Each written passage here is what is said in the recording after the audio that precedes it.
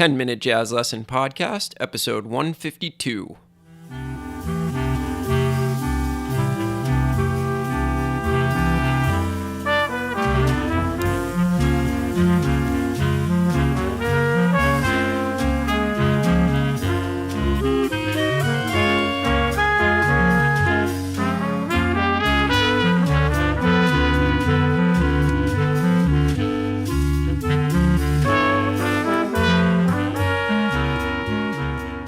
Hey everybody, welcome back to episode 152 of the 10-Minute Jazz Lesson Podcast. Welcome in, my name is Nick Manella.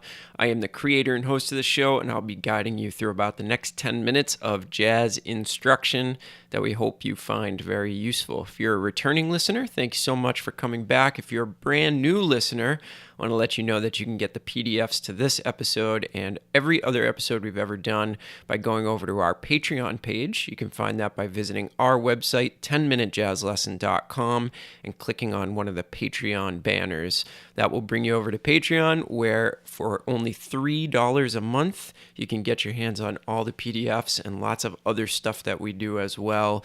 Discounts in our store and the occasional extra lesson that gets dropped on those members over there. And I would like to welcome some new members in this week. Thank you so much to Marcel, Jenny, and Emily for signing up to support the podcast and make sure that this show gets put out every single week.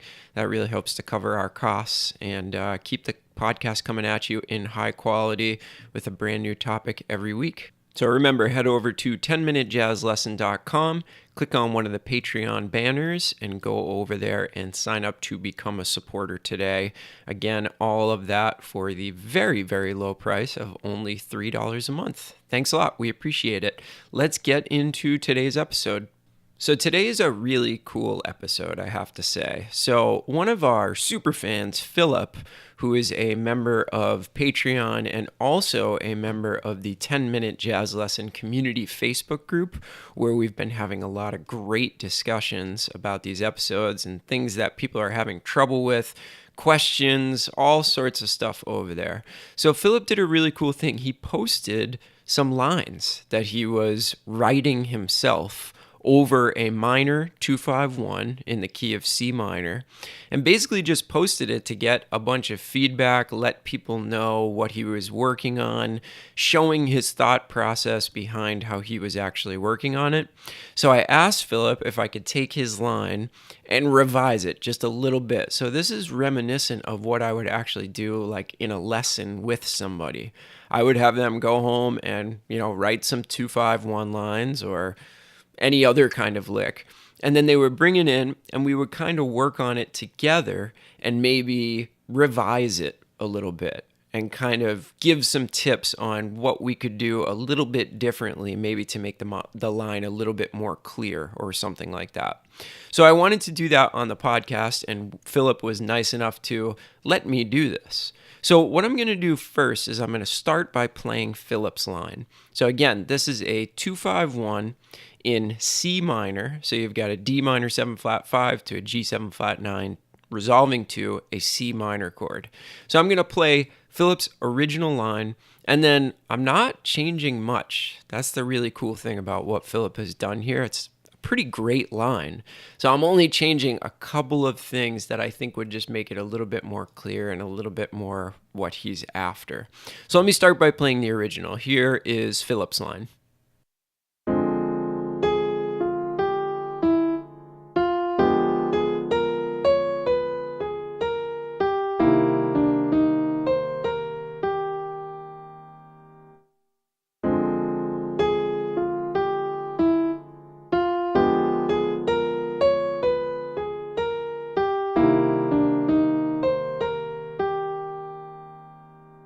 So let me start by saying, Philip, that I love that line. And the really important thing is that you're taking the initiative to start building your own language as a jazz musician.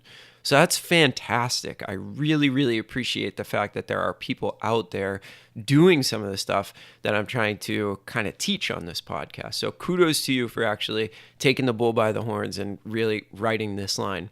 And as I said, I really like it. And there's only a couple of things that I want to change here. So first of all, I love the rhythm. I love the fact that you've used some syncopation.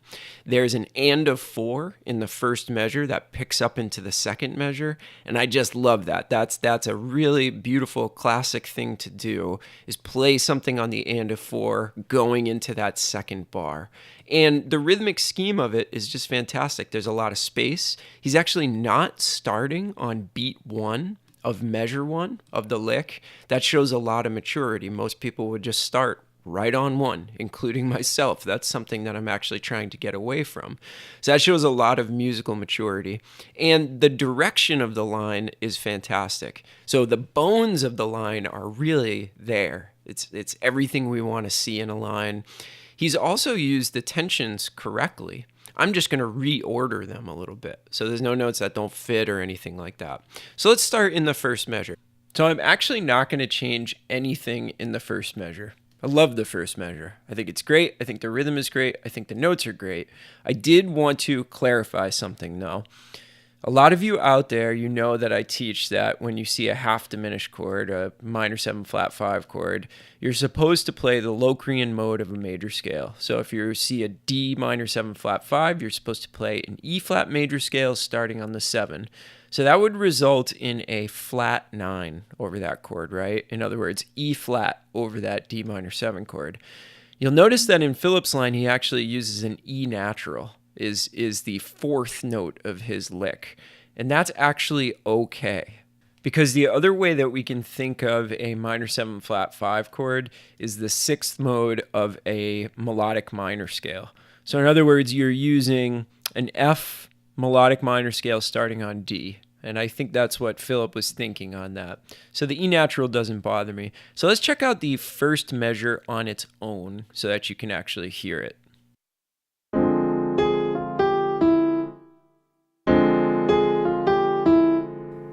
So I'm not going to change anything. I love that. Really, really great work, Philip. I love the tension note on the and of 3, that E natural over that D minor 7 flat 5. Dig it all the way. So I'm keeping that exactly the same. Now, the spot that I am going to change slightly, and just ever so slightly, is the second measure. And particularly, it's the second measure going into the third measure. So what Philip has written is he has 1 flat 9 sharp 9, then he jumps up to the sharp 11. Have no problem with that. I think that sounds fantastic. Then at the end of the measure, he has 3 flat 9 sharp 9 1. And then here's the thing that I want to change the most, is that he resolves the line on a C minor 7 chord to an E natural. He goes E natural, D, E flat. So Philip, I 100% know what you were thinking. You were thinking that you wanted to play an enclosure on the E flat. So instead of resolving right on the minor third, he wanted to go a half step above the minor third, a half step below the minor third, and then hit the minor third. But the problem is that we really don't want to hear a major third over a minor chord as the first note.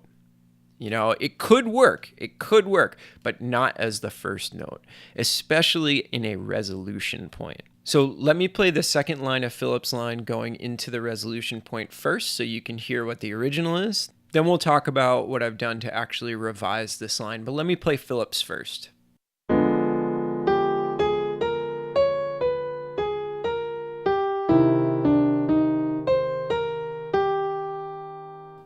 A lot of really hip stuff going on there. It's just that major third over the minor chord as the first note that we hear over the minor chord, it's a little bit jarring, right?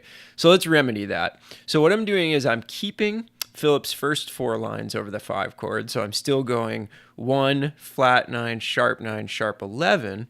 But then I see a perfect opportunity to go turn around, go right back down the diminished dominant scale, which is going to lead me with perfect voice leading into the minor third. So instead of going, what Philip was doing was he was going major third, flat 9, sharp 9, 1, then jumping to the major third. I'm going to play 3, flat 9, 1, flat 7, and then that flat 7 is going to lead me perfectly into the minor third over the C minor 7 chord. Let me play that for you so you can hear what it sounds like. I think it just gives a little bit more direction. And then again, I am hitting that minor third right on 1 as my resolution.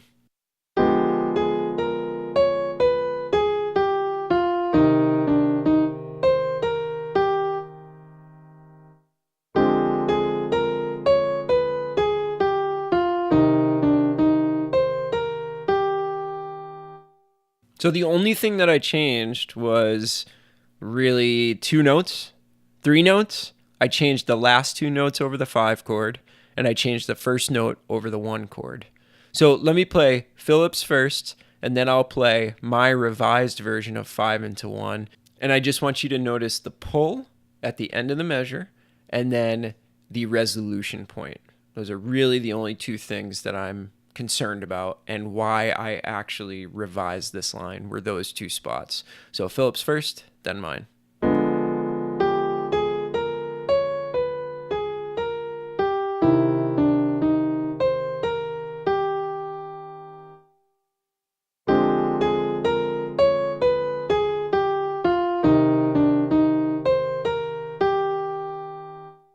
Not actually a huge difference, which is why really kudos to Philip for that line. I love it. I think I'm going to put it into my big log of vocabulary stuff to start working on and actually work on that myself. It's a great line, just with a couple of those small tweaks. So hopefully you guys got something out of this episode. This is something that I really enjoy doing. And this particular episode might be one where you really want to have the PDF in front of you, because I'm trying to relay all the information to you, but it's not going to make as much sense unless you're actually physically looking at it. So I would advise that to have the PDF in front of you. Go back and listen to this episode again. It'll make a lot more sense. Thank you again to Philip for sending in that line. And this is something that I would love to do a lot more of. If you're brave enough to send me one of your licks or exercises or something like that, I absolutely love doing this. And this was one of the most important things in my life as a musician. When I was in graduate school, my teacher, a particular teacher I used to have, Dr. Scott Cowan at Western Michigan University, he would make me write 32 bars of material over 1 chord every single week when I would come in for my lesson. And I would show up to the lesson thinking that my stuff was pretty hip, and he would just tear it apart. He would mark up the page. No, you were supposed to do this when you did this. And if we are playing chord tones, I'll be 1 and 3, and the resolution is supposed to go like this. And it was a little bit discouraging while it was happening, but you know what? It was really one of the big breakthroughs in my musical life, was leaving that lesson and just realizing, oh man, I have to start all over again. But it really taught me how to do this stuff right. And that is hopefully what we're doing here.